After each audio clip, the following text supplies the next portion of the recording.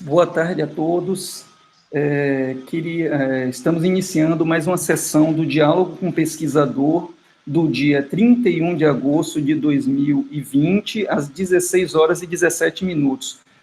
Por questões de direito autoral, queria fazer uma pergunta aberta aqui, se todos estão de acordo com a gravação dessa sessão para disponibilização no YouTube. Sim.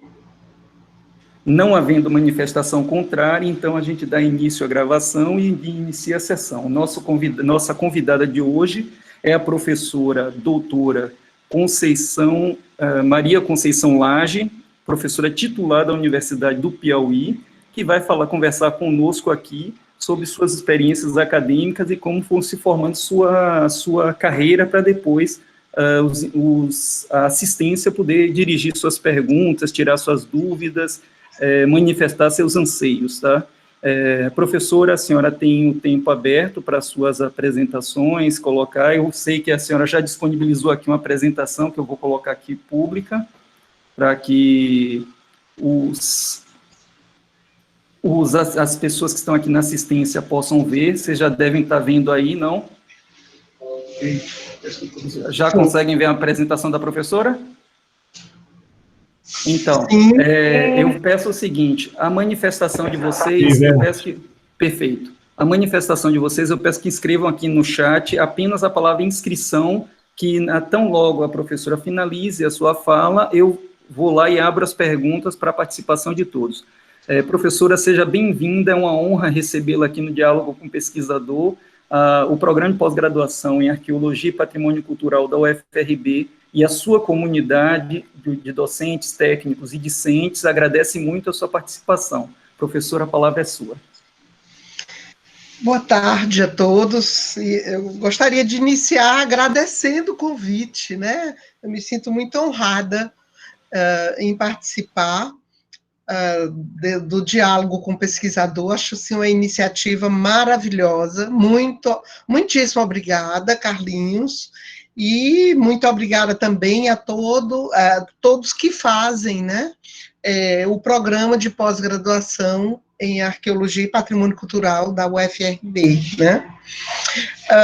Bom, eu trouxe aqui para conversar um pouquinho, para apresentar essa trajetória, né, que eu fiz para chegar até onde a gente chegou hoje, né, para depois a gente conversar um pouco sobre isso, certo? Acho que a gente pode ir passando, são muitos slides, né, Carlinhos, se você puder me ajudar. Então, na realidade, assim, só falando... A senhora vai dizendo, pode fazer um sinal, qualquer coisa que eu vou passando, professor. Ah, tá bom, eu vou fazendo assim, tá? Quando for, pode voltar um, só voltar um.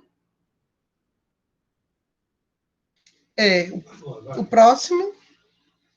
Isso. Na realidade, eu sou piauiense, né? Sou de Teresina, mas eu muito pequena fui morar no litoral, em Parnaíba, né? E lá eu fui alfabetizada, fiquei até os 8 anos de idade, quando eu vim embora para Teresina. Aqui eu fiquei pouco, com 18 anos já saí, queria algo maior. Fui para Belo Horizonte primeiro, né? Depois achei Belo Horizonte pequeno, me mudei para São Paulo, e, na realidade, lá eu queria encontrar o Chu, né? Ele estava lá me esperando, e voltei de São Paulo, já casada, em 82, com 2 filhos, né? Trazendo esse paulistano para passar calor em Teresina, né? Então, do ponto de vista, assim, de formação básica, né, primário foi em Teresina, ginasial também, né, e o colegial, e naquela minha época, a gente era obrigado a fazer curso técnico, além do colegial, do curso técnico, né. A graduação foi em São Paulo, foi aí que eu conheci o Wellington, né? Voltamos para o Piauí, em 82, e aqui eu fiz a especialização em arqueologia, com a Missão Franco-Brasileira do Piauí, coordenado pela doutora Niede Guidon, aqui na própria Universidade Federal do Piauí, tá? E logo em seguida dei continuidade a essa formação em arqueologia. Fui para a França, né? Fui para a França fazer o equivalente ao mestrado, naquela época era o DEA, né? E o doutorado também, né? Que eu defendi em 1990. Agora, a minha graduação é em Química, né? Graduação em Química e toda a pós-graduação em Arqueologia. Então, eu sempre trouxe um pouco da Química na Arqueologia. Tanto na especialização, a minha monografia de final de curso já foi trazendo um pouco. Eu queria ver a superposição das pinturas, a questão dos pigmentos, se existia diferença nos pigmentos que se sobrepunham, né, uns aos outros. E no meu mestrado já fiz um levantamento de todas as técnicas que eu poderia utilizar para analisar os pigmentos lá da Serra da Capivara. E o doutorado foi justamente rever a classificação que a doutora Niede Guidon tinha feito para a arte rupestre do sudeste do Piauí, se do ponto de vista químico existia também diferenças nas diferentes tradições, ou seja, tradição nordeste, a composição química é diferente da agreste, é diferente da geométrica, os estilos têm diferença também ou não, né? Então, meu doutorado foi justamente sobre isso, né? Ao mesmo tempo que eu estava finalizando a especialização em arqueologia, eu fiz um concurso interno, né, para ser professora da UFP, e ingressei, isso foi em 84, tanto eu quanto a professora Sônia Maria Campelo Magalhães. Nós duas entramos no mesmo dia, em outubro de 84, na universidade. Mas 2 anos depois, eu já saí para fazer o mestrado e doutorado, né? Como eu já falei. Bom, desde que eu entrei na universidade, né, eu já entrei para trabalhar no Núcleo de Antropologia Pré-Histórica, que foi fundado pela doutora Niede Guidon. Né? Ela fundou em 79 esse núcleo, né? E a gente, eu e a professora Sônia, a gente sendo do Piauí, sempre nos questionávamos, nossa, por que o Sudeste tem tantos sítios arqueológicos? E o resto do estado? O que acontece com ele, né? Então, nós fizemos um projeto para a FINEP, logo que a gente entrou, e conseguimos ser aprovado para fazer o quê? O que a gente chamou de mapa arqueológico do estado do Piauí. E isso, logo em seguida, em 85, a gente deu início ao cadastramento dos sítios arqueológicos fora da Serra da Capivara, para verificar se existia ou não a mesma riqueza. Na realidade, a gente viu que existia uma riqueza enorme, também de norte a sul, de leste a oeste. E em mais de 70 municípios do estado, a gente conseguiu cadastrar sítios arqueológicos, né? Bom, só que naquela época, eu e a professora Sônia, nós éramos do Núcleo de Antropologia Pré-Histórica. A gente tinha situação privilegiada, porque fazia pesquisa. Mas chega uma nova lei que obriga a gente, lógico, é normal, né? Um professor tem que dar aula, né? E aí, com isso, eu, como tinha uma graduação em Química, fui transferida, fui lotada no Departamento de Química da Universidade Federal do Piauí. E Sônia foi para Ciências Sociais, porque na época não existia, né? As graduações ainda, nem os departamentos de arqueologia, tá? Bom, lá no departamento de Química, eu fiquei até a gente criar a graduação de arqueologia, que isso já aconteceu em 2010, tá? Então, é só para mostrar um pouquinho o que foi minha tese, né? Essa questão, assim, comparar a química dos pigmentos, tá?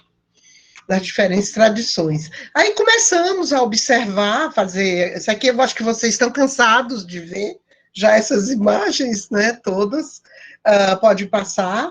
E a gente viu que existia, sim, diferença no interior, às vezes no interior da mesma tradição existia diferença na composição química, como também em tradições diferentes tinham a mesma composição, às vezes. Aí foi uma bagunça, uma confusão maior do mundo para mim, né? Mas logo a gente saiu coletando amostras nas jazidas de pigmentos e verificou que muitas vezes povos da mesma tradição poderiam coletar amostras em jazidas diferentes. E do mesmo jeito, povos de tradições distintas coletavam na mesma jazida, e isso é que dava essa diferença, tá? Bom, então eu sempre com essa formação química e arqueologia, e muito voltada mesmo, assim, para tentar avançar nessas questões, o que a gente pode fazer com a química dentro da arqueologia, né?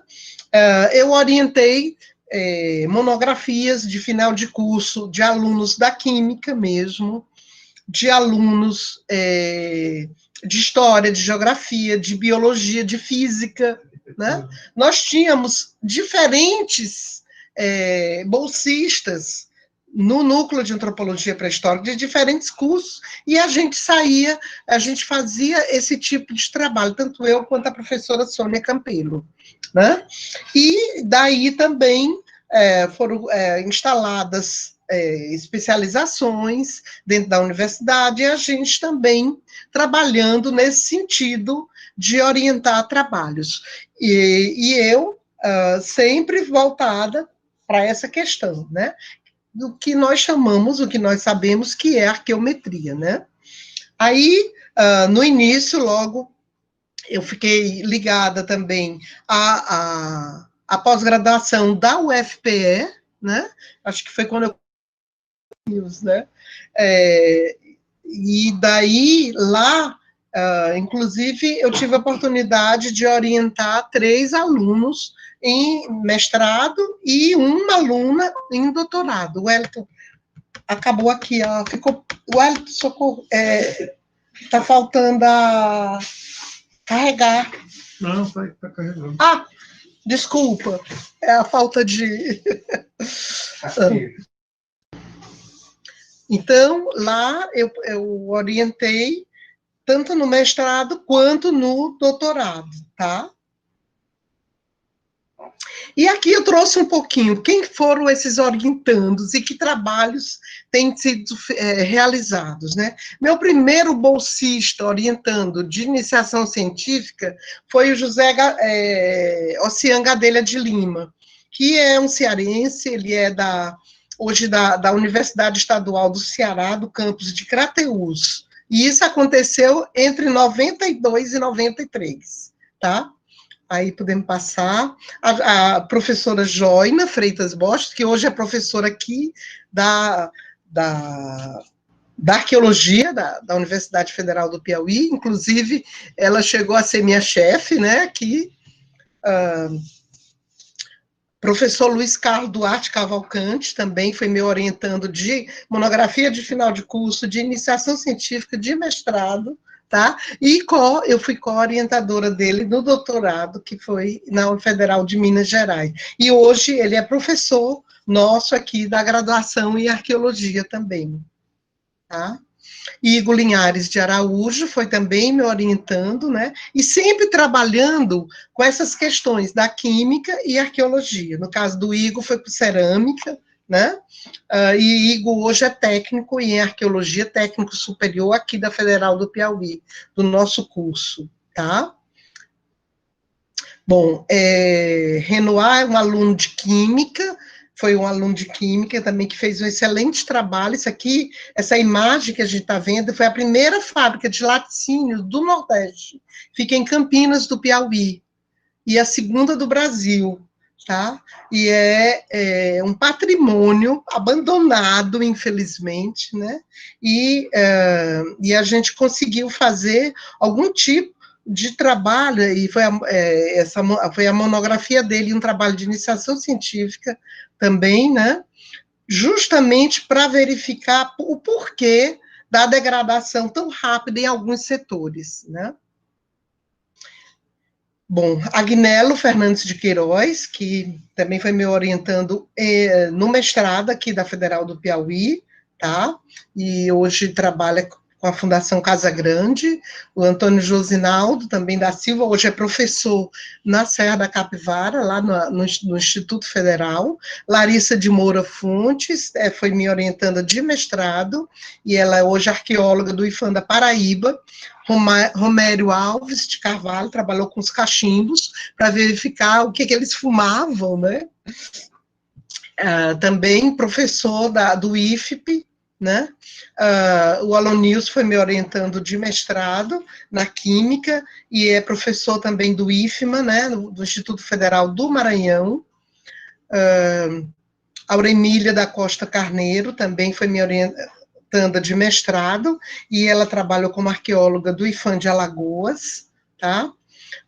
Diego Henrique Lima Damasceno, que é professor do SEAD, né, do curso de ensino à distância, também trabalhou com arqueometria com a gente, foi me orientando, mestrado. Ana Flávia Souza trabalha na iniciativa privada, né, uma empresa do Ceará, Geoconsult, tá? Foi me orientando de mestrado. Domingos Alves de Carvalho Júnior, que, aliás, é doutorando hoje da Federal de Sergipe, mas foi me orientando de mestrado, e é professor do IFP, da Serra da Capivara também, tá? Maria Cleidiane Pinheiro Souza, professora da escola particular aqui de Teresina, uma das melhores, que é o Instituto Dom Barreto, e foi me orientando de mestrado aqui na Química também. Tete foi me orientando de mestrado, inclusive a dissertação dela foi capa da revista Química Nova, né, quando foi publicada. A Maria também é professora aqui, da Secretaria Estadual, né, de Educação, e foi me orientando do mestrado, também da Química, né, a Laiane foi me orientando também da Química, e terminou doutorado na Unicamp, a Lívia também, do mesmo jeito, foi me orientando de mestrado, mas fez doutorado na Unicamp depois, tá? Reginaldo também, que é professor do IFMA em Codó, no Maranhão, foi me orientando de mestrado, Beneilde, que hoje é professora aqui da Estadual do Piauí, também foi me orientando no mestrado, né? Bom, a Marcélia Marques foi me orientando na Federal de Pernambuco, né, como na época do mestrado dela, tá? Michel foi me orientando também na Química, no mestrado. Emanuel Martins também. A Ana Catarina Torres foi minha co-orientanda, né? Também, ela é professora da UFPE, né? Bom, pode passar. A Gisele, que foi minha orientanda de doutorado na UFPE, tá? E é hoje professora da Univasf. O Jadiel também foi me orientando, tanto de mestrado quanto de doutorado, aqui na Federal do Piauí, e hoje é professor também do IFP, né? O Antônio Leite e a Bruna também foram meus orientandos, e os dois também hoje são professores do IFP. Heloísa, que é da Fundação Casa Grande, foi me orientando de mestrado, tá? E está trabalhando hoje com conservação também, né? E Reginaldo, que é professor técnico da UFP, do campus de Bom Jesus, foi me orientando de mestrado. Benedito Batista Farias Filho foi me orientando, na realidade eu fui supervisora do estágio de pós-doc dele, mas ele foi me orientando de monografia de final de curso, de iniciação científica, de mestrado, né? E ele terminou o doutorado lá na Unicamp. E atualmente eu tenho 2 alunos do doutorado de Química, que é a Jacira e o Raimundo Júnior, né? Os 2 são professores do IFMA, né? Do Instituto Federal do Maranhão, e 3 orientandos do mestrado em arqueologia, todos aqui da Federal do Piauí, né? Que é a Luciana, a Maria José e o Daniel. Bom, Quais são as áreas de pesquisa que eu atuo, né? Normalmente, arqueometria e muito ligada à conservação de arte rupestre. Eu, na época do meu doutorado, me apaixonei por conservação de arte rupestre, e daí fiquei mais voltada para essa questão mesmo, né? Bom, aí faço parte de alguns grupos de pesquisa, né? Como, por exemplo, o grupo de arqueometria que a gente criou no CNPq em 91, né? E embaixo vocês podem observar, tem o professor Luiz Carlos, né? Eu, o Gusta e o Fabris. Infelizmente o Gusta nos deixou, né? É um professor alemão que idealizou um equipamento portátil que a gente que nos permite avançar muito no conhecimento dos pigmentos, e o professor Fabris, que é da Federal de Minas, né, aposentado, mas que continua trabalhando muito com pesquisa também, tá? Bom, faço parte do grupo de pesquisa do Centro de Estudos Interdisciplinares, lá da Serra da Capivara, que é coordenado pela doutora Niede Guidon, né? Também do grupo de cultura material, que é coordenado, que ela tem como líder a professora Jacionira Coelho Silva, né? E, bom, aqui só para mostrar aquele equipamento, né, o Mimos, é um equipamento muito pequenininho, comporta na palma da mão, que, aliás, hoje, a nossa atuação é com o quê? Com a portabilidade, fazer todo tipo de análise, mas com equipamentos portáteis, para não coletar amostra mais de jeito nenhum, tá? Então, esse equipamento, ele permite analisar, sobretudo, assim, o elemento químico ferro, e a gente vê as diferenças. Por exemplo, um vermelho escuro, a diferença entre o vermelho escuro e o vermelho claro. O corpo desse cervídeo aqui, da Serra da Capivara, que é o símbolo de lá. Na época da minha tese, eu disse que os dois são compostos de óxido de ferro. São idênticos.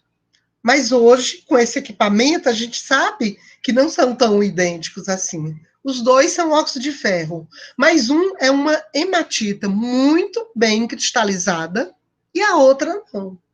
Então, são pigmentos diferentes, distintos, tá? Isso é esse equipamento tem nos permitido avançar. O problema é que ele, para analisar, ele necessita de uma fonte radioativa.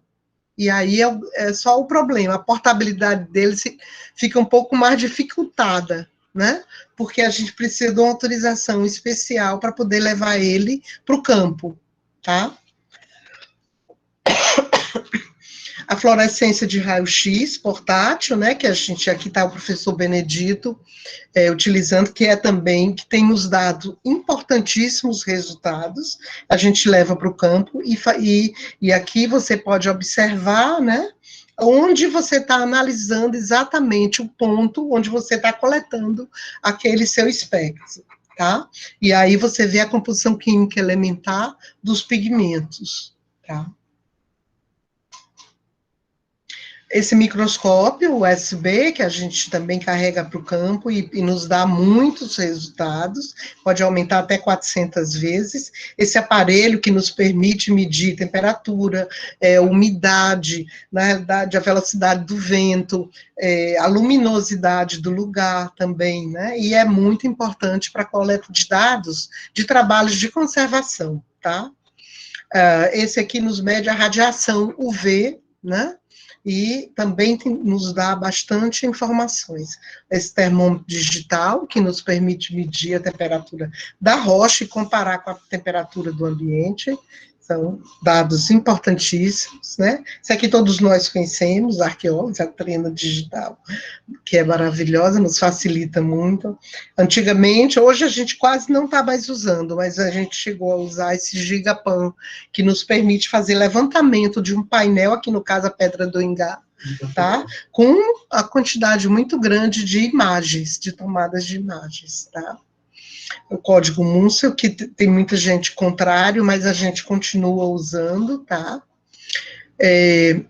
Também, não vamos dizer que a gente não está usando ainda outros equipamentos. que não são portáteis. Usamos, continuamos usando, sim. Sobretudo quando a gente está fazendo trabalho de conservação. Aqui, no caso, é um espectrômetro Raman, aqui do Departamento de Física da Universidade Federal do Piauí, né? E que nos dá importantíssimos resultados. Esse é um equipamento que ele permite analisar não só a composição inorgânica, mas também a orgânica, né? Dos problemas, vamos dizer assim, tá? Então, agora existe também o portátil, né, que a gente ainda não está usando. Temos também utilizado muito drone, sobretudo para fazer levantamento, assim, de sítio, da área total, né?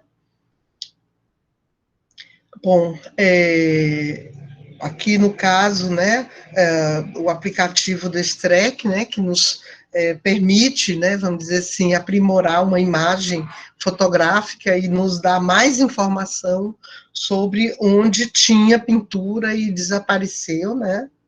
Isso aí também é um ponto que a gente vem trabalhando. No caso também da conservação, recomposição de painéis, né? A gente encontra, durante as escavações, vestígios da parede com pintura, e aí sair procurando, buscando os locais de onde foram caído. Olha a quantidade de peças que foram encontradas em um único sítio lá na Serra da Capivara, tá? Então, a gente tem sempre trabalhado. Aqui é só para mostrar para vocês que, atendendo, inclusive, as cartas patrimoniais, né, sobretudo, carta de Lausanne, a gente tem, lá na Serra Capivara, a gente sempre trabalhou com equipes de jovens da comunidade, incluindo no nosso trabalho de conservação, fazendo cursos de auxiliar técnico em conservação, e esses meninos é que têm levado à frente os trabalhos de conservação lá na Serra da Capivara, tá? A gente tem sempre procurado fazer a mesma coisa quando a gente faz trabalhos em outros locais. Agora, acabamos de chegar do Mato Grosso do Sul, e lá também a gente treinou jovens da comunidade para acompanhar a gente nos trabalhos e depois dar continuidade na conservação, porque, afinal de contas, a gente vem embora, né? E eles é que ficam, tá? Bom, aí só lembrando, mostrando um pouco o antes e o depois, né, de alguns trabalhos. Olha, galerias de cupim, aí depois do trabalho de remoção, que realmente dá uma limpeza, uma clareza no painel, né, é sempre bem interessante a gente fazer o trabalho de conservação. No caso aqui é um sítio do norte do Piauí, né, de Castelo do Piauí, que estava totalmente pichado em amarelo, e depois que a gente retirou esse amarelo, a gente encontrou uma gravura pintada, né, aqui do lado, que dá para ver. Olha, aqui embaixo, do mesmo jeito, né, um sítio que foi todo pichado, que a gente conseguiu também eliminar sem danificar, que é um sítio do Parque Vale do Catimbau, em Pernambuco, um trabalho que a gente fez há alguns anos atrás, né, para tirar, porque eles tinham mania de limpar, de tirar cachopa de maribondo com fumaça, né, aí deixava aquela mancha, né. Bom, aqui foi um trabalho que a gente fez nesse enclave arqueológico em Chamangá, né, no Uruguai, tá, e que tinham os sítios bastante tomados por líquens, tá. Aí podemos passar. Então, fizemos alguns testes para tentativa de remoção, tá. E também, ao mesmo tempo, a gente ministrou palestras na Universidade de Montevidéu, né, também lá em Flores, no departamento de Flores, explicando um pouco o que era o trabalho, né. Bom, e aí um pouco da produção científica, e até nem está muito atual, a gente não colocou os últimos, né, mas a gente, lógico, aquela obrigação do pesquisador, tem que publicar, não pode, né, não só fazer um trabalho e guardar para si. Não, tem que publicar sim, o máximo que puder, tem que sair divulgando, justamente, tanto é bom para a sua carreira, quanto também para a carreira, vamos dizer assim, de outros pesquisadores, que às vezes não vão perder tempo fazendo esse trabalho que você fez, né? Não vão repetir, tá? Pode ir passando, eu não trouxe todos, faltam os mais recentes mesmo, né? A gente tem trabalhado como revisor de periódicos, né? Também como consultoria ad hoc, né?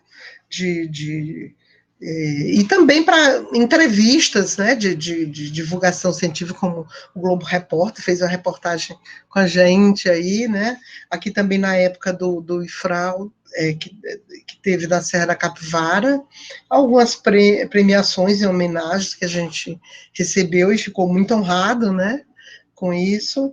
O Rodrigo de Mello, a gente não recebeu o prêmio, a gente foi apenas indicado pelo RIFAM regional, tá?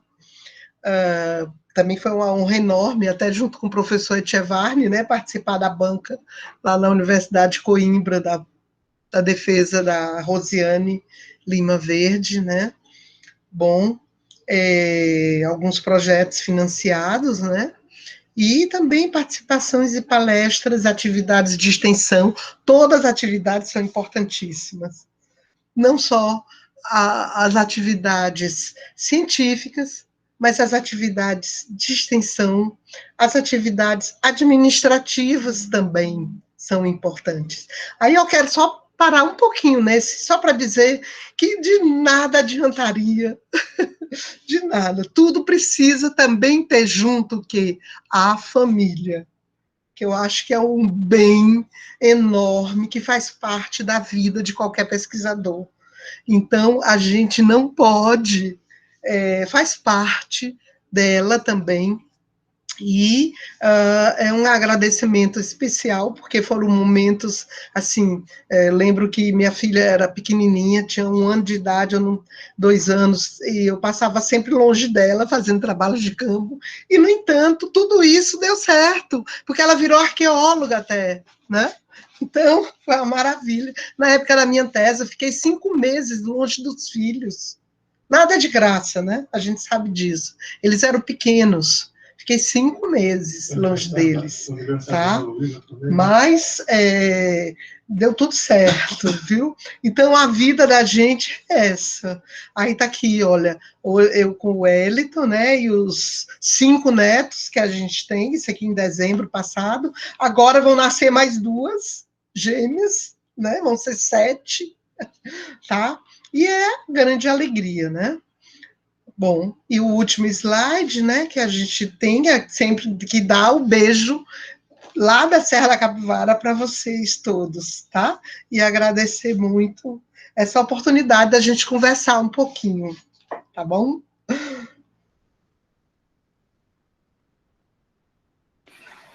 Professora Conceição, é sempre uma honra ouvi-la, é uma estimada colega que nós aqui da Bahia consideramos, aí eu falo em nome do Recôncavo Arqueológico, do Bahia Arqueológica, professor Echevarne, Luíde, Fabiana, que a gente já conhece há alguns anos. Sim, conheci a senhora na época do mestrado, como aluno do mestrado, e o que sempre me encantou na senhora é porque, apesar de tantos títulos, tanta carreira, nunca teve aquele distanciamento do aluno, aquele tratamento diferente, como se fossem pessoas que nunca fossem atingir o que vocês atingiram.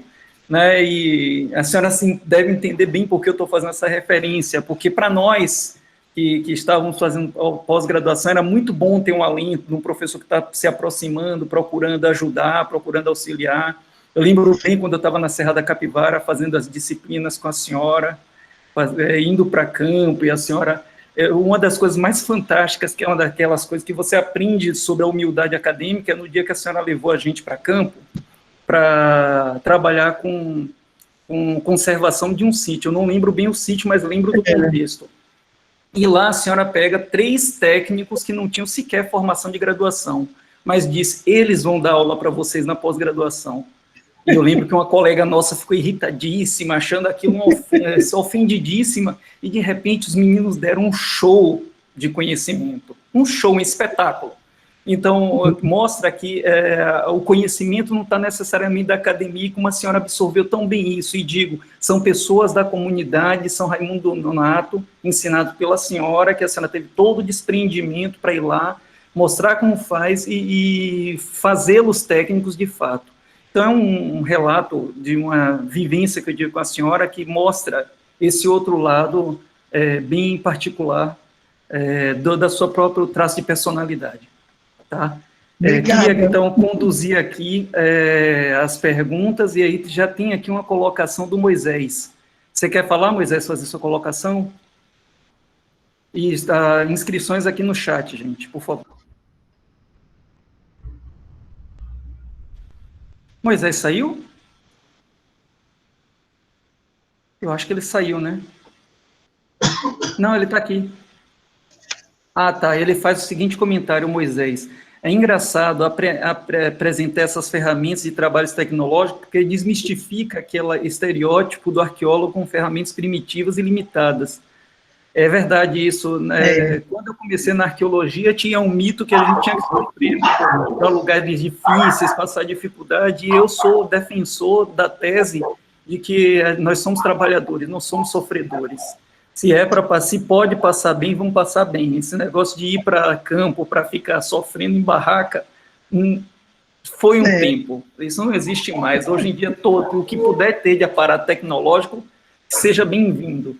Assim, concorda, professora? Concordo mesmo, porque eu acho o seguinte, tem momentos, a gente quando começou a trabalhar na Serra da Capivara, era um sofrimento mesmo, porque não tinha estrada, porque não tinha alojamento, né? A gente realmente precisava ficar acampado pela falta, né? Mas hoje não tem mais necessidade, né? Então, eu acho que a gente tem que aproveitar, né? O que tem de bom. Agora mesmo, a gente estava fazendo um trabalho em São Luís, dentro da cidade de São Luís, uma chácara, um sítio, 6 hectares. Você imagina você ficar dentro da cidade de São Luís e você ficar hospedado dentro do sítio arqueológico. Vamos dizer assim, é um luxo, né? É um luxo. E aí bastava você sair na porta que você encontrava, vamos dizer, supermercados, tudo, restaurantes, tudo. Que lá, apesar da pandemia, já está tudo aberto, né? Aqui não está ainda tanto. Mas lá, inclusive o Hélito lá adoeceu, pegou corona. Mas inscrições aqui pelo chat. Alguém gostaria de se inscrever e falar? Professor Tchevarni. Sim. Bem, eu conheço bastante toda a trajetória de Conceição, vim acompanhando, e também participei da banca de titular dela. Então, me informei muito mais sobre toda essa história de vida e essa história profissional também, né? Que isso não pode se separar, naturalmente, né?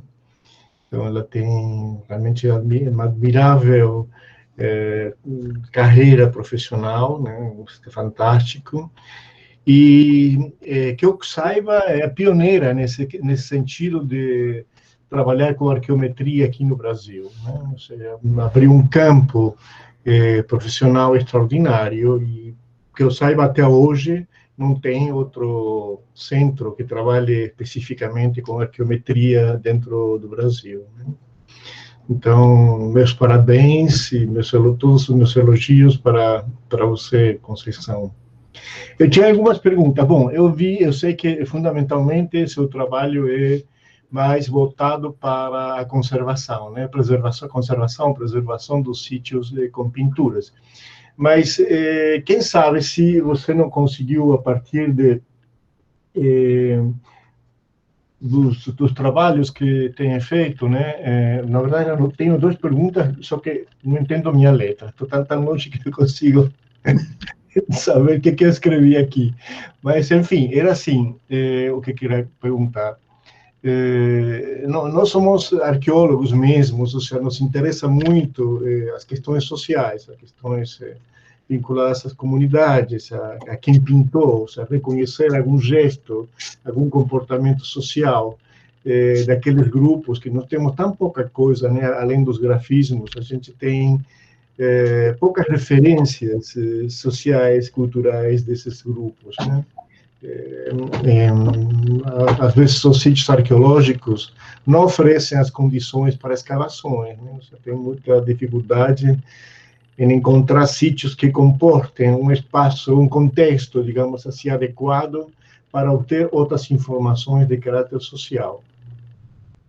Então, minha pergunta é se, ao longo da sua trajetória profissional, você conseguiu proporcionar dados assim importantes. Se lembra de algum caso assim que você pudesse comentar com relação às pinturas, ou seja, alguma questão social, cultural referente aos grupos pintores, né? Ou pode ser que não seja apenas da pintura, pode ser trabalho com cerâmica, por exemplo, também algum aspecto arqueométrico que possa ser traduzido em resultados socioculturais, né? Certo. É bem complexa, né? Eu não estou colocando assim dificuldades. Se você lembrar de algum exemplo, algum trabalho assim. Pronto. É o seguinte, eu tive um orientando, o professor Domingos, que é do IFP, lá da Serra da Capivara, né? Porque eu sempre busquei muito assim com os alunos, da onde eles são e o que eles gostariam de fato de estudar, sei lá, no seu município tem sítios, e esse aluno era justamente de um município que tinha sítios arqueológicos. Só que os sítios, eles estavam num estado vestigial muito acelerado, sabe? Uma degradação muito grande. E ele chegou um pouco desiludido, né? Ô, professora, eu queria estudar esses sítios, mas a gente quase não tem mais pintura, né? Eles estão, sabe, são vestígios de pinturas. O que a gente faz? Não dá, né, para estudar. Eu digo, dá sim. Eu acho que é aí que entra a arqueometria. Aí, a única coisa que a gente pode dar informações sobre ele, sobre esse sítio, é usando a arqueometria. Vamos, então, ver o que sobrou de pigmentos e vamos comparar os vestígios de um sítio com o outro e com mais um outro e ver se, de repente, eles foram, vamos dizer assim, pintados com a mesma tinta, quem sabe pelo mesmo grupo, né? E assim foi feito, e ficou um trabalho belíssimo, belíssimo. E um trabalho que não teria, vamos dizer assim, mas muito que ser feito se não fosse a arqueometria, tá? Bem interessante mesmo foi o trabalho dele. O outro também foi o do próprio Agnello, né? Que ele estava trabalhando um sítio de gravuras, assim, distribuídos em blocos, né, numa grande extensão, tá? E um sítio também num estado bastante acelerado de degradação, e que ele ficava metade do ano submerso e outra metade exposto a um sol de 40 graus, né? Uma situação bem complicada também, né? Mas o Agnello, vamos dizer, conseguiu tirar informações, além da gente ver essa questão de todas as condições do ambiente e ver e comparar o que estava mais e menos degradado, de acordo com o estado do sítio, né, das gravuras, se eles estão expostos ou submersos, né? Ele ainda conseguiu também levar para o lado, vamos dizer, ele viu aquela história da pedra de sino, ele observou que alguns sítios que têm aquelas cúpulas, né, eles também têm o que eles chamam de pedra de sino, entende? E ele conseguiu também tirar muita informação dos sítios que ele estudou, né? Bom,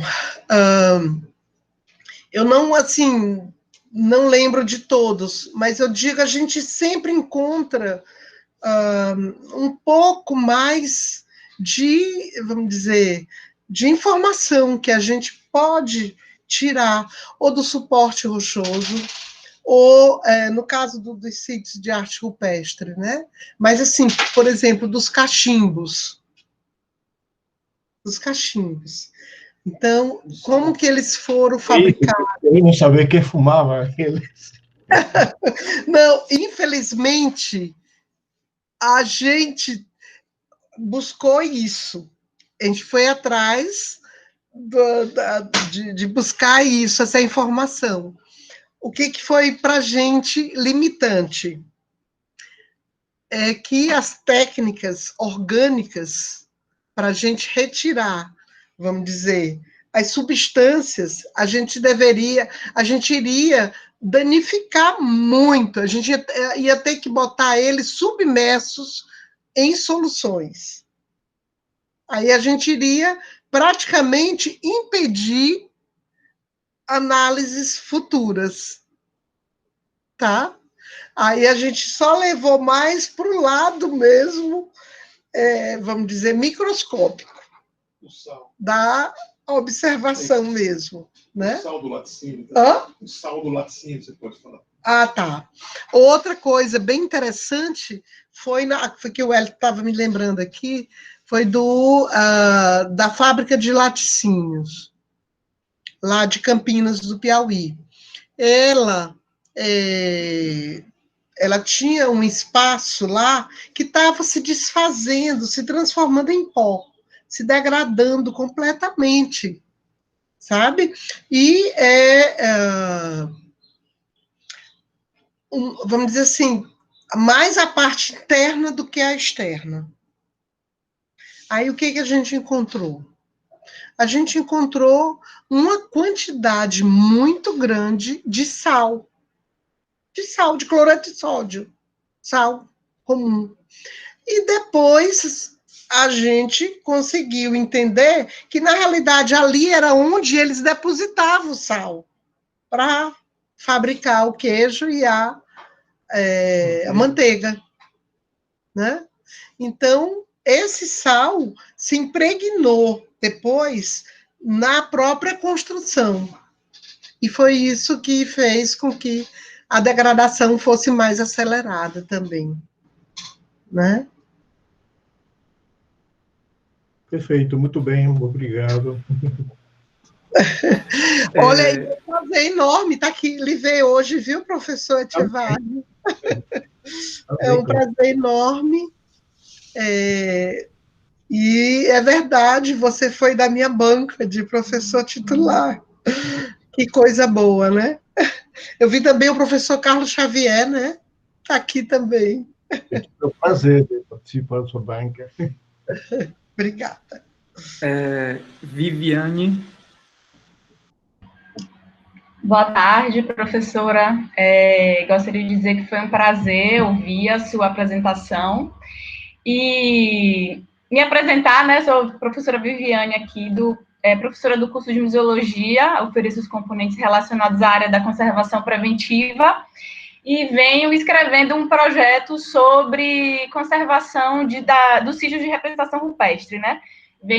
Acabei de iniciar. E os seus textos, né, ainda bem que a senhora falou em relação à importância de se publicar, porque muito do que a senhora produz com os seus orientandos se transformou, assim, foi uma das primeiras bibliografias, né, que eu comecei a ter acesso sobre o assunto. E vi a sua abordagem sobre arqueometria, inclusive comecei a fazer um curso sobre arqueometria agora, aproveitando a pandemia, né, para estudar o período do isolamento, e e aí eu tenho a dúvida, né, fiquei com essa dúvida, e também pensando sobre como foi dentro do contexto onde a senhora vive, onde viveu, onde atualmente trabalha, para se fazer essas análises, se você conseguiu ter contato, se foi através de convênios para que se fizessem essas análises, e até para que se fosse possível conseguir os equipamentos que a senhora utiliza, né, para fazer as análises. É interessante que quando eu comecei a ver os seus artigos, né, eu observava os gráficos e ainda não conseguia entender muito bem, e depois de 3, 4 semanas no curso de arqueometria, eu já consigo compreender. É claro que as análises, né, devem ser feitas por um profissional habilitado da química, mas aí eu penso em relação aos desafios, né, para a análise dos sítios a partir desses dados arqueométricos, porque a senhora e muitos dos alunos da sua equipe, eles são da química, né? Eu sou da museologia. Então, eu fico imaginando, né, como acontece, se acontece, talvez, esse desafio em relação aos seus alunos que são da arqueologia, né? Claro que num grupo de pesquisa, com profissionais de diversas áreas, essa análise pode ser feita de uma forma conjunta, né? Mas imagino para um profissional, por exemplo, que vem da arqueologia ou da museologia, no meu caso, que não tem ainda familiaridade com todos os equipamentos, mas estamos construindo, né?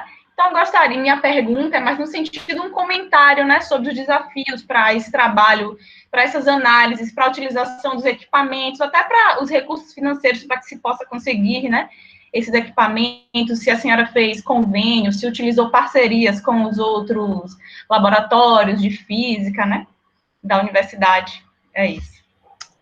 Certo. Olha, a gente sempre buscou trabalhar com parcerias mesmo, sabe? Inclusive, nós temos, hoje, a nossa situação é maravilhosa, né? Assim, comparando com o início, né? Nossa, na década de 80, era um sofrimento para a gente conseguir para fazer essas análises, sabe?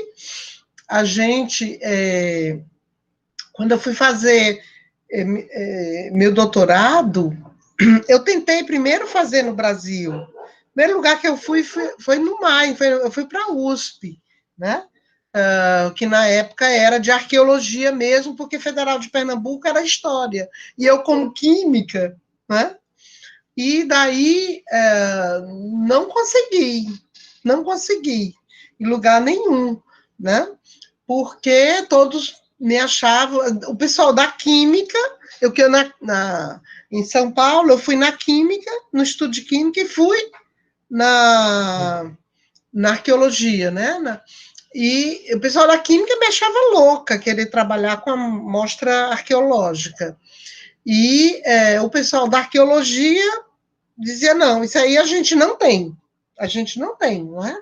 Então, impossível fazer. Na Federal de Pernambuco, também não, a pós-graduação era na história, né? Então, completamente impossível. Então, foi quando a NED me deu um apoio muito grande e falou, vai para a França. E foi a minha sorte, né? Quando eu cheguei lá, eu tentei fazer as análises no laboratório do Museu do Louvre, e logo em seguida eu vi que o Louvre, ele trabalhava mais com a arte mais, vamos dizer assim, moderna, né? Mais recente, não era pré-histórica. E hoje eles estão trabalhando já, mas naquela época não. E aí eu fui apresentada ao senhor Jacques Brunet, que é desse laboratório de pesquisa dos monumentos históricos da França. E lá eu fiz as análises. Aí, para mim, era assim, eu estava no paraíso, né? Porque eu estava num lugar que eu tinha todos os equipamentos que eu precisasse para analisar, para estudar, né? De volta para o Brasil, voltei a ter problemas, porque a gente, olha, eu terminei em 90, e nessa época não tinha ainda os equipamentos. Mas era uma loucura, uma dificuldade enorme para conseguir, tá? A minha sorte foi que o professor Fabris, a gente estava montando a pós-graduação na Química, né? E ele era do coordenador de área na CAPES, da Química. E ele chegou, quando ele chegou lá, que ele viu essa possibilidade de arqueometria, ele falou assim, gente, é por aí, vocês estão no caminho certo, né? E ele deu maior força, maior apoio, né? Então, nós, muito cedo lá, a gente começou, só que a gente não tinha os equipamentos. Aí, ele mesmo, Fabris, ele falou assim, olha, a minha instituição tem alguns equipamentos. Só que era pago. Vamos dizer assim, um dia de análise por microscopia eletrônica de varredura era R$3.000, era coisa que a gente não tinha, né? E daí... Mas aí ele, como era professor de lá, ele conseguia um abatimento e a gente fazia bem mais em conta. Ele tinha também, ele sempre trabalhou com Mossbauer. Aí ele conseguiu também que a gente fizesse algumas análises lá no setor dele, né? E com ele, a gente funcionava assim, na hora de publicar, a gente incluía o nome do técnico que estava analisando e nas publicações. Tá? E até hoje tem feito assim, aqui mesmo. Aí nós temos hoje, nós compramos com projetos, o Mimos, aquele que eu mostrei, que cabe na mão, né? Esse nós compramos, e o professor Luiz Carlos se especializou nele, né? Compramos também a fluorescência portátil, tá? E o professor Benedito que está especializado nele. A gente bota, cada professor fica responsável porque ele fica, né? Aí, esse foi inclusive com a emenda parlamentar. O professor Eroni, Francisco Eroni, ele faz a parte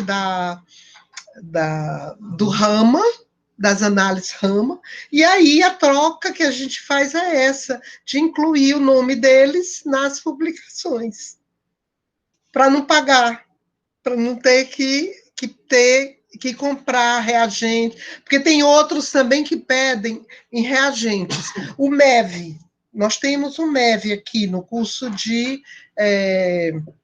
engenharia de materiais, que a gente trabalha muito, com o professor Bartolomeu, que é o responsável pelo MEV. Mas ele pede reagentes, ele pede material para poder o equipamento funcionar, né? Aí termina saindo mais caro também, né? Mas, em geral, é essa a troca, botar os nomes nas publicações. Por isso que, às vezes, as publicações têm uma quantidade bem grande de nomes. Eu não sei se eu respondi sua pergunta com relação a interpretar os espectros, uma coisa também que eu acho importante falar. Eu acho que o trabalho na arqueometria tem que ser sempre feito em conjunto. O especialista, vamos dizer assim, o químico, e o arqueólogo. Eu acho que não dá para ficar um sozinho ou outro sozinho. Os dois juntos é a melhor forma, tá? Eu só lembro quando eu estava analisando as minhas amostras do meu doutorado na França. E daí, quando eu recebi do técnico, né, o resultado da análise, tinha lá uma quantidade muito grande de níquel. Eu digo, gente, é impossível, meus pigmentos não têm níquel. Tem níquel, e muito, o técnico me falou. O químico puro. Eu digo, olha, Não tem. É óxido de ferro, pode ter titânio, pode ter um pouco de potássio, de alumínio, mas não tem níquel, eu garanto. Aí, se eu encontrar um pigmento com níquel, nossa, vai ser uma maravilha. Aí eu digo, aí levei para o microscópio. Resultado, o que era o níquel? Naquela época a gente coletava amostra com bisturi. Então, a pontinha do bisturi tinha quebrado e, na hora de analisar, deu níquel. Mas era a ponta do bisturi, nada do pigmento. Então, você imagina se não tivesse um especialista, vamos dizer assim, em arqueologia, lá no meio, que já tivesse lido, que soubesse mais ou menos a composição dos pigmentos. Entendeu? Então, é bom a gente sempre tomar esse cuidado. E, assim, elaborar o problema é o arqueólogo. É o arqueólogo. Aí o químico senta junto é para dizer como ele pode auxiliar a resolver aquele problema. Né?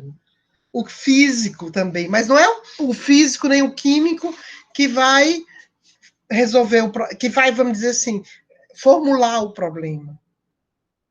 Eu participo das bancas de química, né? Tudo bem, o que se está vendo ali, a composição química do pigmento, mas o que se está discutindo é a técnica que foi usada. Ela foi feita 3 vezes, ela foi coletada a amostra da forma correta, para ver se ela foi bem analisada. Isso, na química, é importante. Mas na arqueologia, o que a gente quer saber são outras coisas. Da composição é aquela, para quê? Por quê? Qual é a pergunta que eu quero resolver?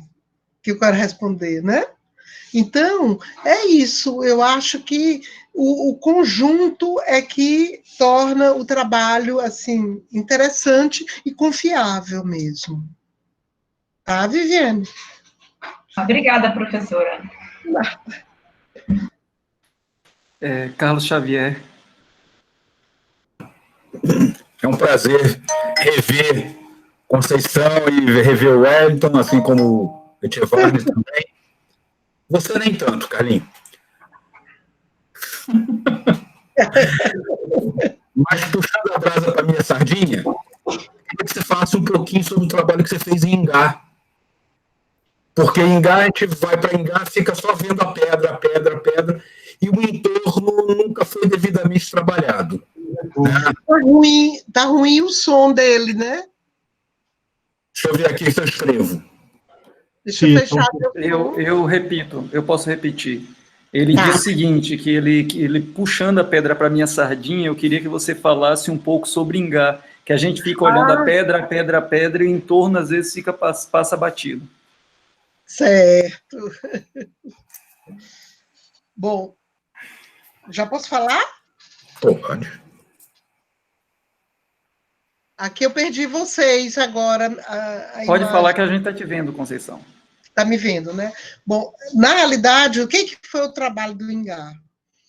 O trabalho do Ingá foi justamente ver a questão assim, de conservação e também arqueológico mesmo, né? Queria saber se ainda existiam vestígios arqueológicos ali, naquela época que a gente foi fazer, né? Do ponto de vista da conservação, o que a gente encontrou? A gente encontrou um rio muito poluído, a gente fez análises do rio ali, Ingá, que vocês sabem, né, mais do que eu, né, Carlos Xavier, que no período chuvoso, né, às vezes quando é um período de fortes chuvas, as gravuras, o sítio fica 100% submerso, né? E nós assistimos lá, nós vimos lá isso acontecer, e também com uma quantidade muito grande de poluição trazida pelo rio. porque o rio, ele vem, ele passa na cidade, ele pega, inclusive, lixo hospitalar, e depois ele passa na pedra, né? Então, o que acontece? A pedra, né, ela tem uma quantidade muito grande de micro-organismos deixados por isso, vamos dizer, por esses momentos, né, de submersão, tá? Então, depois de efetuar análises, a gente fez também... Aí eu queria ver vocês aqui, eu queria botar...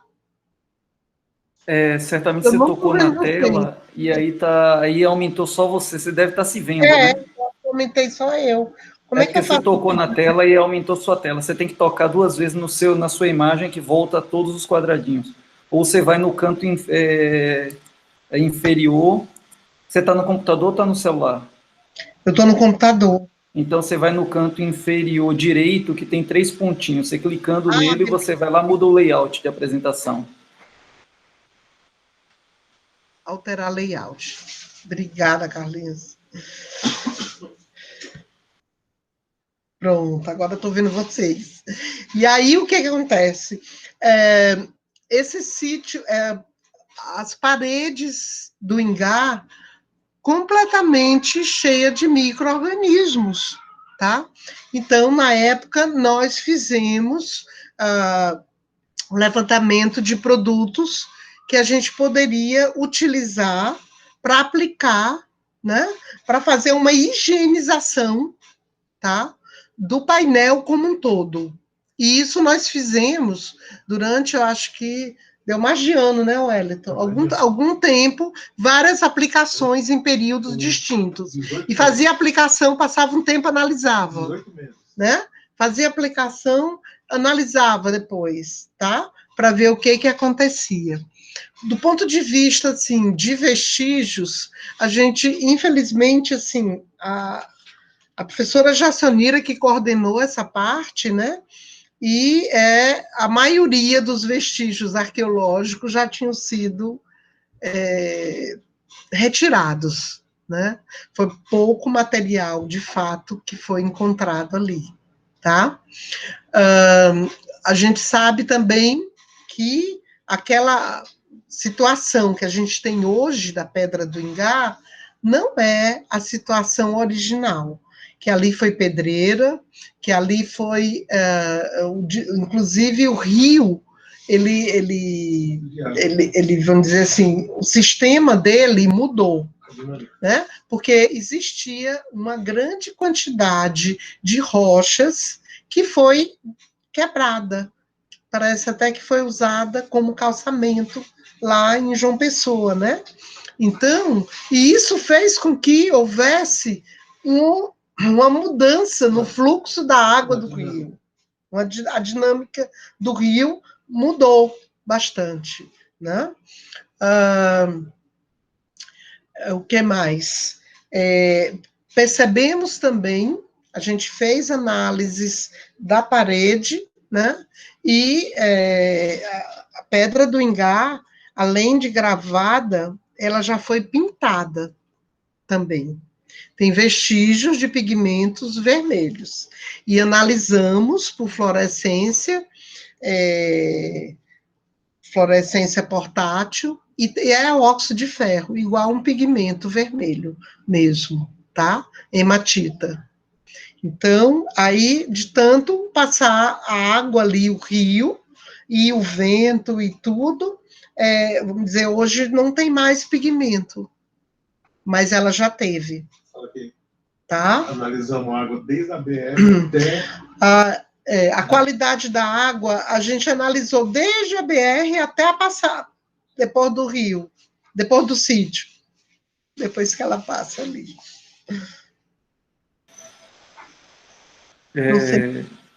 Quer continuar, Carlos? Não, obrigado. É isso mesmo, principalmente a questão do indulto nas gravações e essa questão de outros vestígios. A poluição do rio ele é área de dejeto de esgoto de todos os núcleos urbanos que por onde ele passa antes de chegar na pedra. A gente pode aqui de vez em quando até pareça sapo ali, mas é só em momentos muito específicos depois de enxurrada. Obrigado, Conceição. Conceição, eu queria fazer uma pergunta de um arqueólogo que trabalha com arte rupestre, mas que é ignorante para a química. A gente tem se vislumbrado com as potencialidades que o Destreche traz para a gente, sobretudo na detecção de pigmentos que visualmente, ao olho nu, não se vê mais. A gente geralmente ficam os vermelhos e os amarelos vão embora. Quando a gente faz uma foto com o Destreche e aplica os diferentes layers, eles aparecem, esses pigmentos. Então, qual é o processo que faz com que esses minerais, que hoje não são visíveis a olho nu, sejam capturados pelos espectros luminescentes, capturados pela lente dessa câmera? Qual é o processo que faz com que isso aconteça, que consegue fazer com que a gente tenha essa potencialidade fantástica hoje de análise de diferentes layers do registro fotográfico, digital, no caso? Olha, aqui em casa, o especialista em Destreche é o Wellington, não sou eu. Eu vou lhe falar da química. Aí eu vou deixar ele responder do Destreche, tá bom? Como é que é? Wellington, fala. Bom, mas eu vou falar da química. Quando a gente tem uma superfície, tá? Rochosa, eu digo, a rocha, ela é totalmente heterogênea. Ela ainda mais essa nossa, não sei o caso do sítio que você trabalha, né? Mas aqui, o arenito, né? Ela tem diferente granulometria.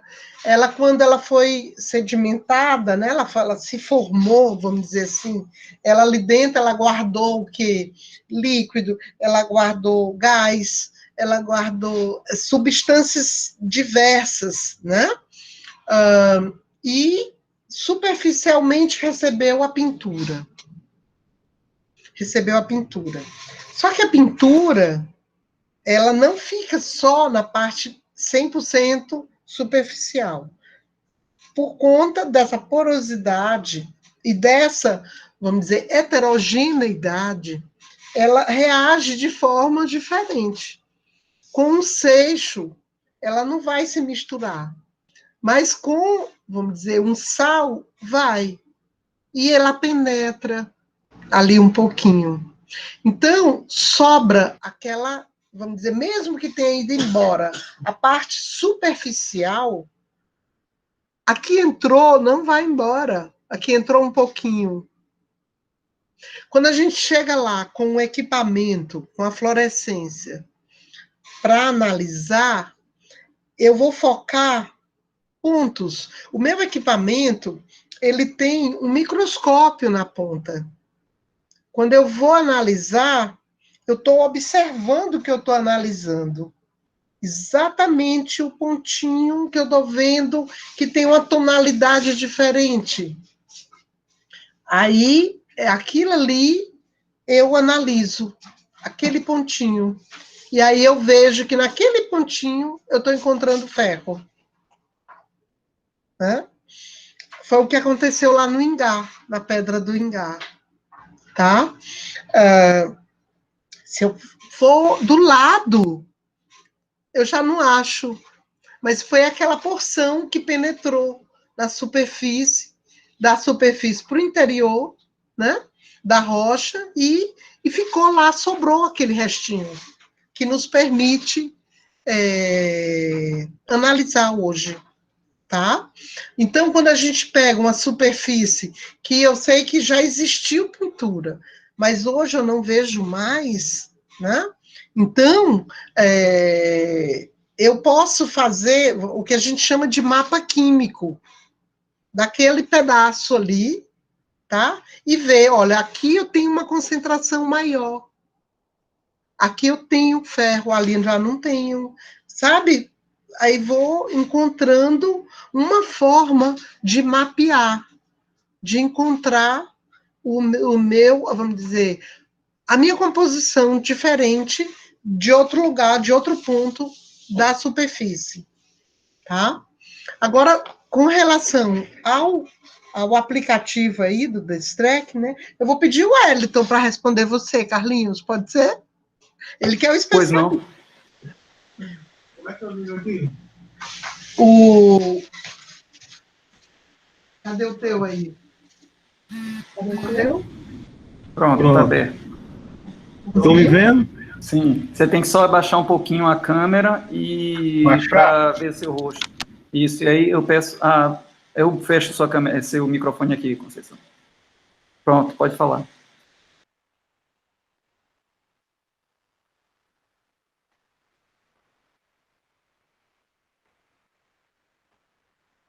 Tá mudo. Ouvindo, não estou ouvindo Tá não. mudo. Tá mudo.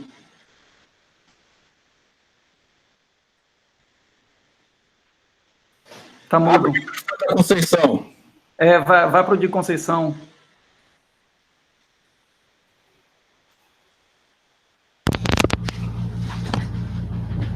Carlinhos, para começar a entender a questão de cores, eu tirei ali da minha biblioteca.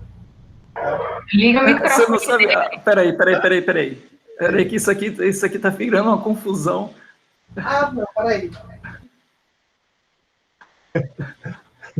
Abra o microfone de Conceição aí. Aqui, pronto. Pronto. Desculpe. Então, Carlinhos, para começar a falar sobre isso, a gente tem que... Eu separei aqui da minha biblioteca a capa de um livro para você já ter noção como é que a coisa funciona, tá certo? Vamos ver se vocês conseguem ver alguma coisa nesse sentido. Consegue ver aí? Não, tem que suspender mais. Mais? Isso. Dá para ver o tipo? Da cor a cor existente. Da cor a inexistente, exato. Inexistente. Da cor a cor inexistente. Esse livro aqui é fantástico para descrever tudo isso que você está... A sua dúvida, certo? O que acontece? Nós temos uma limitação ocular que nós só conseguimos verificar uma pequena faixa do espectro visível, que vai... O espectro magnético vai do micro-ondas até o ultravioleta. E nós vemos uma faixinha bem pequenininha, né, que é chamada de infravermelho visível, que essa faixa nos permite identificar, no máximo, 1.500 cores. Nuances, tá? Não cores, nuances, tá certo? Pois bem, o que acontece? Toda a cor depende de quê? Depende de uma excitação energética. Sol, uma lâmpada. Se eu apagar tudo, deixar no escuro, não vejo nada. Não vejo cor, eu não tenho o retorno da cor. Certo? Toda cor tem uma grande quantidade do espectro visível e uma grande quantidade do espectro que está fora do nosso alcance visual.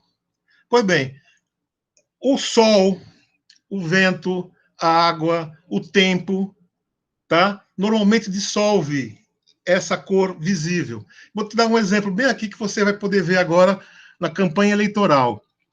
Perceba o seguinte, os candidatos colocam cartazes coloridos na rua. O cartaz colorido é formado por 4 cores: ciano, magenta, amarelo e preto. Essas 4 cores eu consigo fazer mais de 15 milhões de cores. Todo material colorido é formado por essas 4 cores. Perceba o seguinte, à medida que o tempo vai passando, o cartaz começa a escurecer. As cores quentes vão sumindo. O amarelo começa a sumir, o magenta começa a sumir e o cartaz começa a ficar azul e preto. Você já percebeu isso alguma vez? Por quê? As cores quentes, o tempo leva embora mais cedo do que as cores frias. E o azul, o ciano, aliás, o ciano e o preto permanecem durante um tempo, e se deixar muito tempo, fica só o preto. Tá bom? Então é assim que funciona essa coisa. Então o que acontece?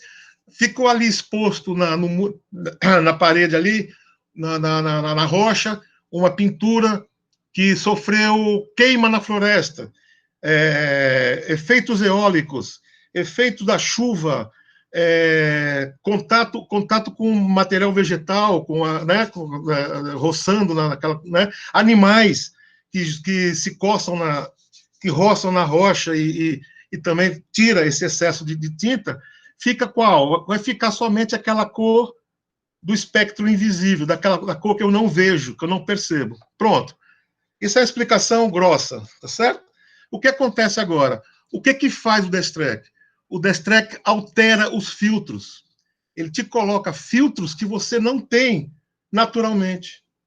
Ele substitui os seus filtros, os nossos filtros naturais, certo? Substitui os nossos filtros naturais por filtros que vão fazer com que eu perceba cores que naturalmente não perceberia. Entendeu? Então ele vai buscar isso. Esse trabalho foi feito eu não me lembro agora o nome do professor americano, mas se você consegue também fazer esse mesmo tipo de trabalho no Photoshop. O Photoshop tem sistema de filtros que você pode trocar e fazer, inclusive, se eu não me engano, espero não estar mentindo aqui, a Edith Pereira conseguiu um resultado muito interessante uma vez usando o Photoshop no lugar do Destrec. Mas o Destrec é isso, ele é um facilitador, ele seria tudo aquilo que o Photoshop faz condensado para essa finalidade, ok? Eu acho que respondi, não? Sim, claro. Eu e o professor Luigi temos feito essa aplicação dele em sítios de pintura rupestre aqui na Bahia, e fazendo a comparação de sobreposição com a observação de Destrec. Impressionante como ele auxilia demais a percepção, sobretudo das sobreposições. Aquilo que visualmente a gente diz, pô, o que está sobre o quê, que confunde muito, quando a gente faz a aplicação fina ali nos pontos de observação, é impressionante como ele te revela automaticamente o que é que está em cima. E o detalhe, Carlos, interessante, é que as coisas que eu ando lendo, né, eu acompanho muito, porque eu gosto muito de trabalhar com cores, né, e ninguém conseguiu passar de 20% da utilidade do Destrec. Ninguém conseguiu explorar a sua totalidade, é impressionante. Todo mundo reclama, entendeu? Aí o cara fala, não, você só chegou até aqui, você poderia explorar, empurrar um pouquinho mais e tal. 18%, 20%, essa comunidade Destrec aqui não conseguiu ultrapassar essa barreira ainda. Impressionante. Os resultados são fantásticos, tá? Gente, um abraço. Vou devolver para a Conceição aqui. Queridos, perguntas para a professora Conceição.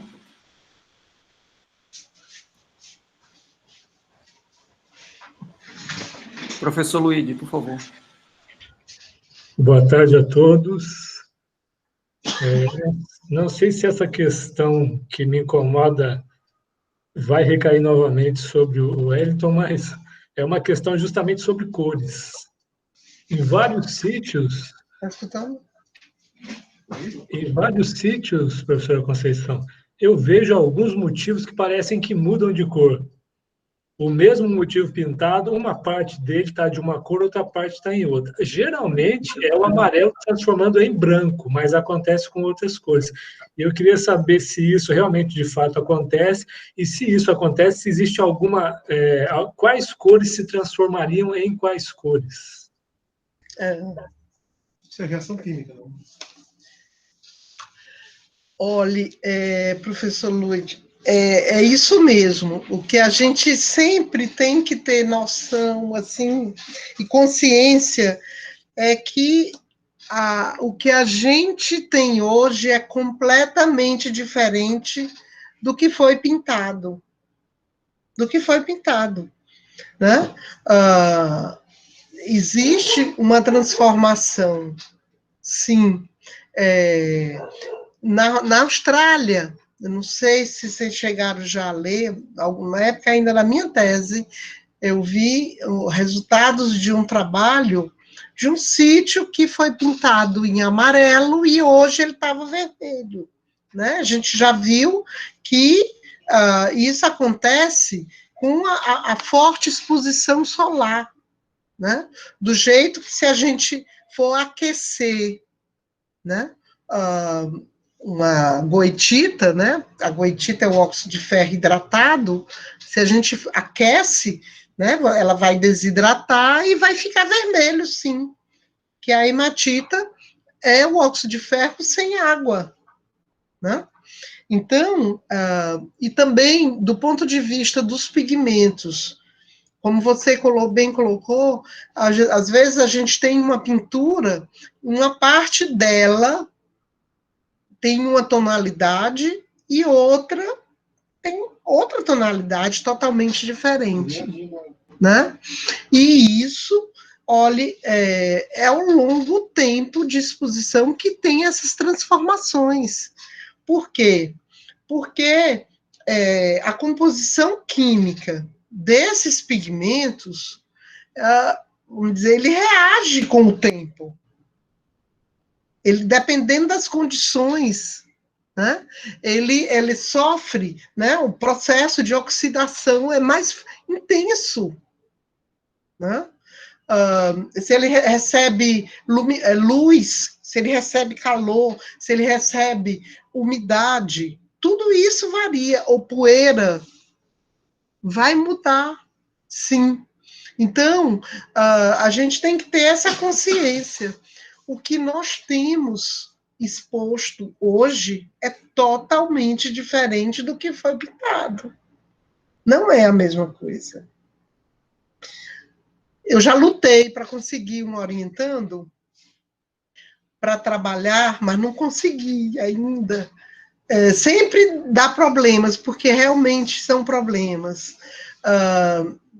Você acha que não existiram pigmentos orgânicos, vegetais, feitos de resinas de plantas? Com certeza. Com certeza existiram muitos.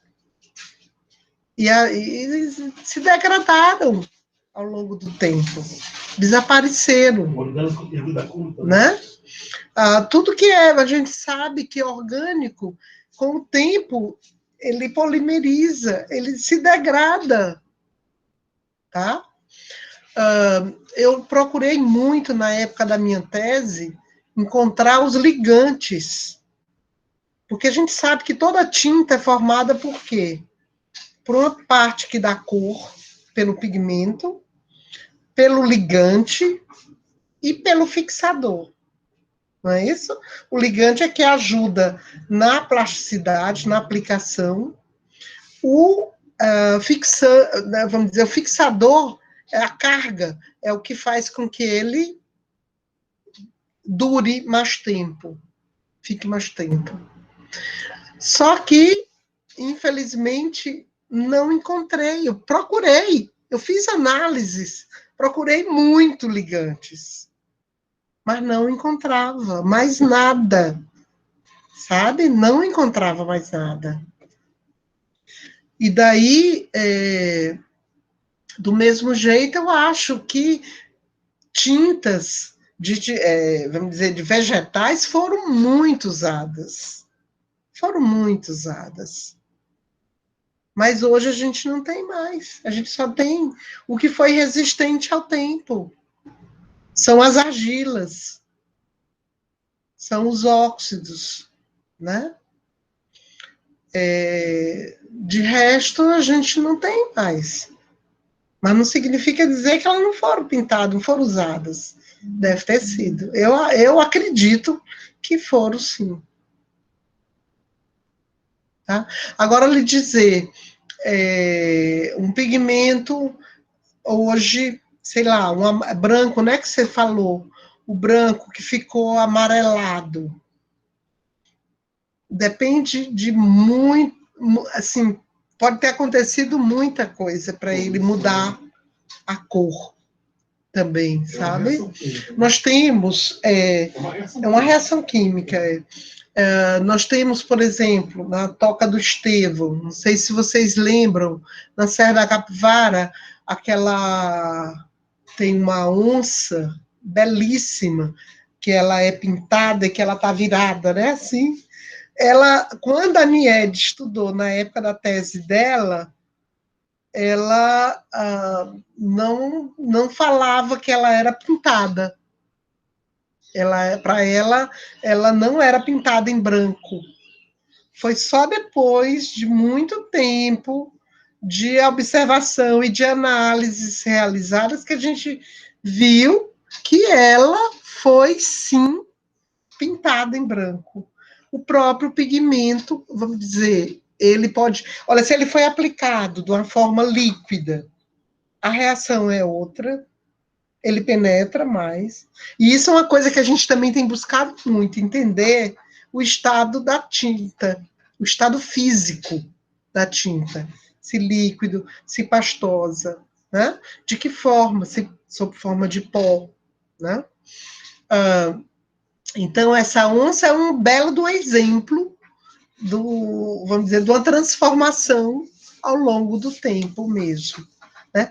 O pigmento, olha, o pigmento azul da Serra da Capivara, eu até mostrei nos slides aí um corte estratigráfico, que hoje a gente vê esse pigmento azulado, azul. Mas quando a gente fez a análise, na realidade, foi pintado em preto. Foi uma pintura feita com carvão vegetal. E depois, a camada de pigmento foi recoberta por um sal, uma degradação da rocha, que é um silicato, que é um arenito, né? Então, a degradação da rocha deu um silicato que formou aquela fina película sobre o preto e deu aquele ar, vamos dizer assim, translúcido, embaixo preto, daí esse aspecto azulado que a gente tem hoje. Mas não é um pigmento azul. Todo mundo ficou muito chateado comigo quando eu cheguei com esse resultado. Mas é o que a gente viu, né?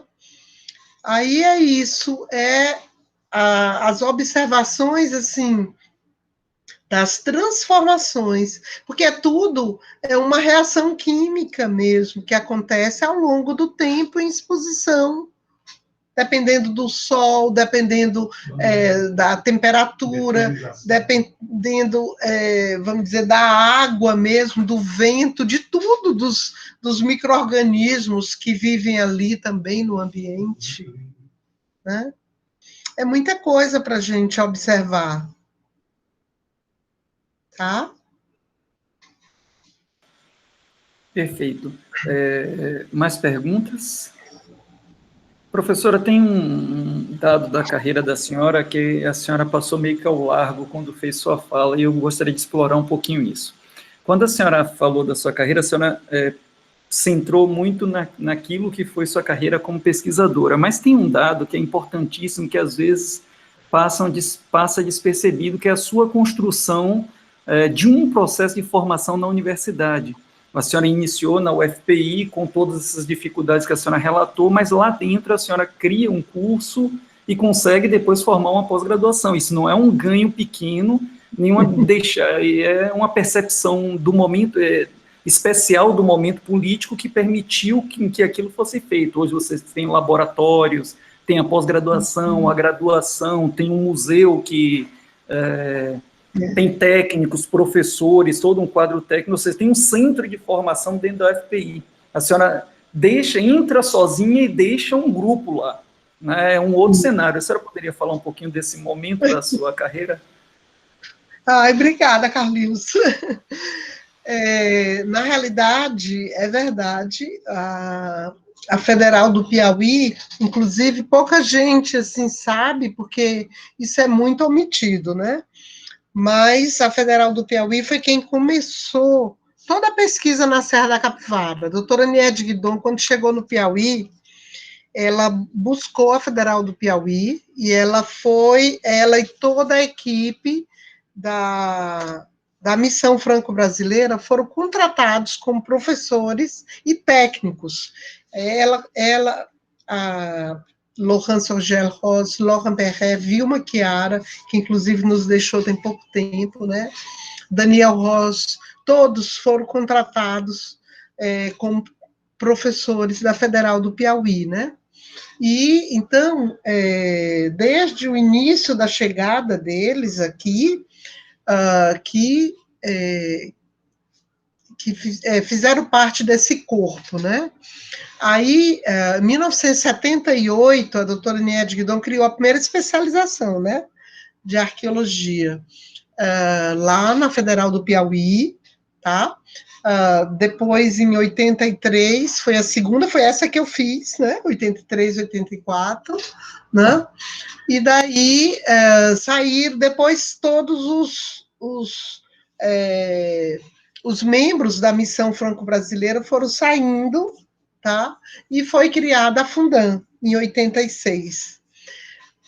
E daí, a gente sempre ficou sentindo falta daquele lado acadêmico, sabe? A gente entrou na universidade, na instituição, mas a gente sentia falta de alunos, a gente sentia falta da presença que a gente viu, que a gente tinha no início.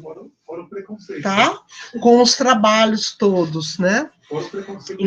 Então, na realidade, nessa época, tá? A gente já começou a idealizar, dar continuidade nas especializações. Aí fizemos uma de conservação, no ano 2000, tá? Fizemos uma e foi para a gente uma surpresa e uma alegria, porque essa especialização teve o reconhecimento da Unesco. Nós recebemos uma aluna da Argentina, Lorena Ferraro. Foi quando a gente conheceu Lorena. Ela veio fazer a especialização com bolsa da Unesco, né? E, terminada a especialização, a gente viu, nós tínhamos alunos do Brasil inteiro fazendo especialização, né? E daí a gente viu como era importante dar continuidade a essa questão da formação.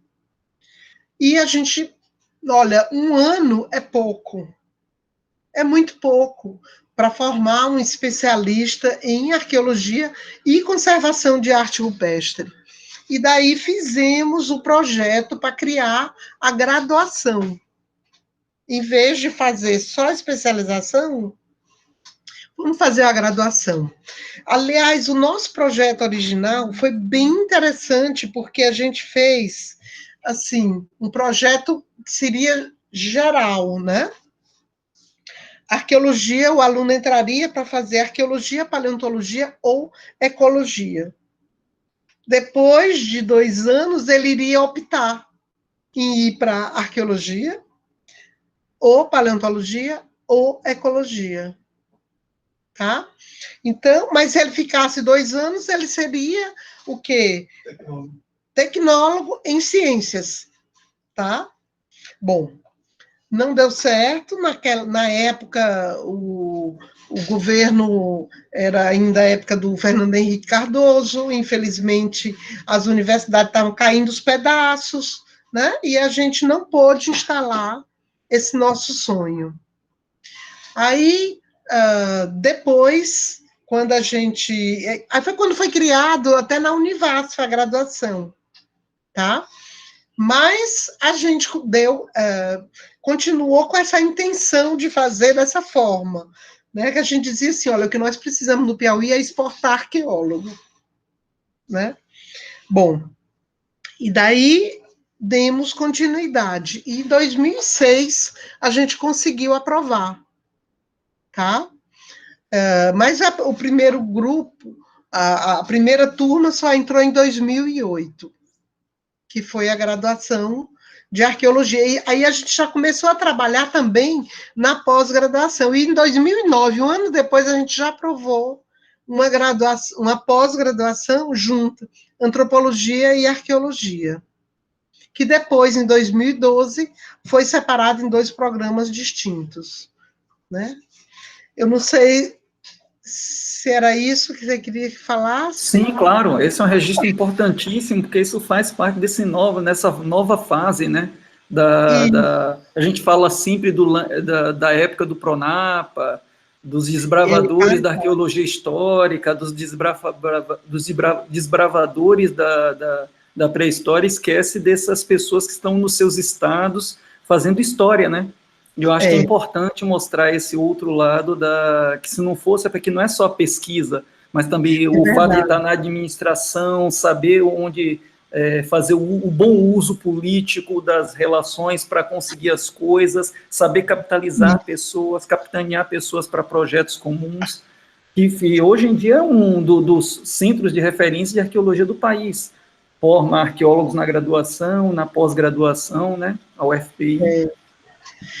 O Carlinhos, inclusive, eu gostaria de ressaltar, não sei o tempo, como é que está acabando o tempo. Daqui a pouquinho, mas pode falar.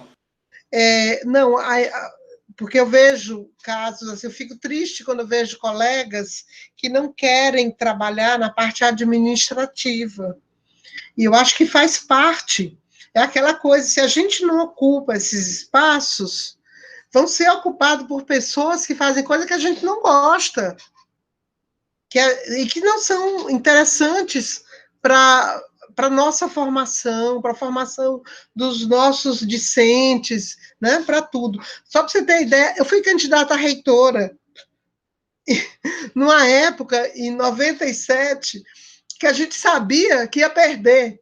Por que eu fui candidata a reitora? Só para ter a oportunidade de falar, para participar dos debates, para participar, vamos dizer, das entrevistas, para ir para a televisão, para ir para as rádios, e para dizer como que a gente está aqui no Piauí, que a gente tem justamente essa riqueza arqueológica, e a universidade não investe, não está investindo em pesquisa nessa área. Como? Cadê os cursos que a gente precisa aqui? Nós temos necessidades de outros cursos que não tem. Então, aí foi uma grande surpresa até, porque eu terminei tendo mais votos do que imaginei que pudesse ter, sabe? E ainda por cima, depois, fui candidata a vice-reitora também, fui candidata a diretora de centro. Pronto, para a direção de centro eu ganhei, fiquei 4 anos como diretora. Mas é importante, tudo isso é importante na vida da gente, porque faz parte, vamos dizer assim, da nossa vida mesmo. Nós não podemos abrir mão disso. É chato? É muito chato. Não é legal. O ideal é só fazer pesquisa, o ideal é só dar aula, mas infelizmente, sabe, tem outras pessoas que ocupam esses espaços e que, às vezes, trazem coisas muito ruins para a gente e para os cursos. Os equipamentos você conseguiu exatamente quando você foi diretora do centro. Como é que é? Os equipamentos do CCE. Sim, o Hélito está lembrando que essa união do centro e, vamos dizer, essa luta para os equipamentos foi justamente quando eu estava na direção do centro. Sabe? Só para você ter uma ideia, tinha sido criado lá no centro um curso que era Ciências de Materiais. E a gente via que o futuro era a engenharia de materiais para esse curso. E eu, diretora, o curso era vinculado ao meu centro, mas eu lutei para que esse curso saísse de lá e fosse para o centro das engenharias, porque teria mais futuro. Está entendendo? Então, a gente tem que ter esse tipo de participação, sim. Estou com a senhora e não abro. Acho que é por aí mesmo. Se a gente não procura, não nessa disputa maluca que alguns dos nossos colegas fazem, né, de buscar esses espaços a qualquer custo, mas é importante que a gente esteja nesses lugares, olhando e acompanhando a vida universitária, porque isso coloca em risco todo o nosso trabalho.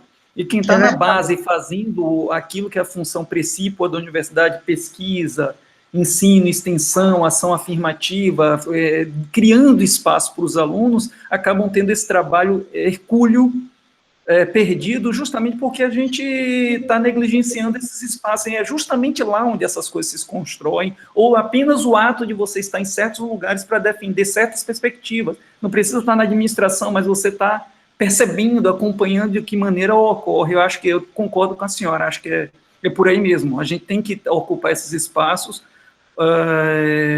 porque senão outros ocupam na maioria das vezes de forma negativa para os trabalhos que a gente faz.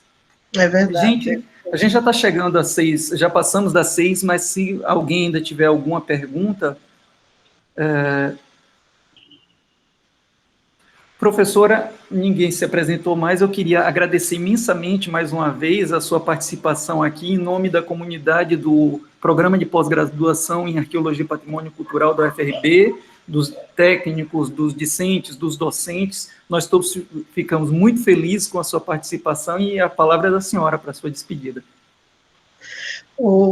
Carlinhos, eu que agradeço muitíssimo e a vocês todos que participaram, né, que me convidaram para participar dessa tarde tão agradável, e rever Carlos Etchevarne, Carlos Xavier também, foi uma alegria muito grande, tá? Muitíssimo obrigada por vocês todos aqui.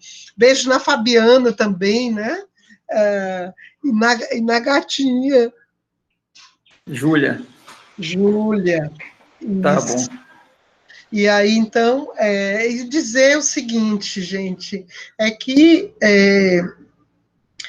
a arqueologia é a nossa alegria, é a nossa, vamos dizer, união, né? É a nossa força, e a gente está vivendo um momento muito triste, muito difícil, né? No país, que a gente espera conseguir superar e vencer e dar continuidade, porque, afinal de contas, nós, vamos dizer assim, a nossa vida, a nossa sobrevivência é pesquisa, sim, é as instituições, é a nossa academia, as nossas, vamos dizer, o que nós temos é a UFRB, que maravilha de universidade. Parabéns vocês, esse programa lindo, maravilhoso de vocês também, tá? Estamos muito felizes. E essa parceria com vocês todos, tá? A gente aguarda, a gente espera que cresça a cada dia, porque é assim que a gente vai conseguir superar esse momento tão difícil que a gente está vivendo. Tá? Um beijo em todos. Beijo, por favor, abra os microfones para aplaudir a professora. Obrigada por vocês.